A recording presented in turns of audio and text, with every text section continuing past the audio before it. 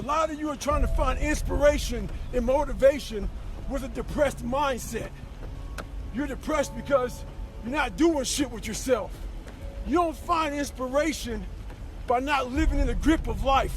You need to live in the grip of life to find inspiration. Put challenges in front of yourself. When you put a challenge in front of yourself and you attack it, that's when you find inspiration. Try to be 10% better than you were last week. So if you're running 30 miles a week, run 33. If you're swimming 500 meters, swim 550. If some of you aren't doing shit, your 10% is just getting off the fucking couch. The more you walk away from accountability, the weaker you become. Find yourself in the grip of life. You can't find yourself by doing nothing.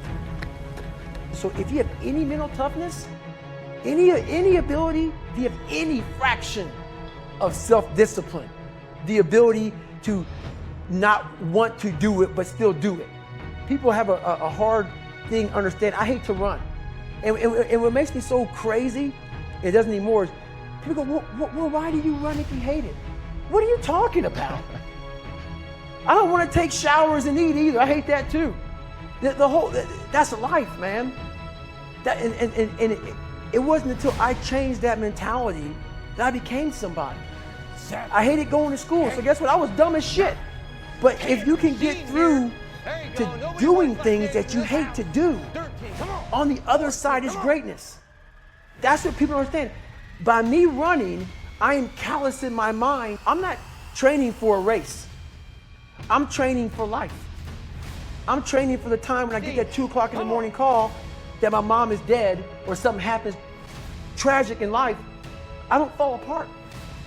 I'm training my mind and my body and my spirit so it's all one, so I can handle what life is going to throw at me. Because the life I've lived, it throws a whole bunch at you.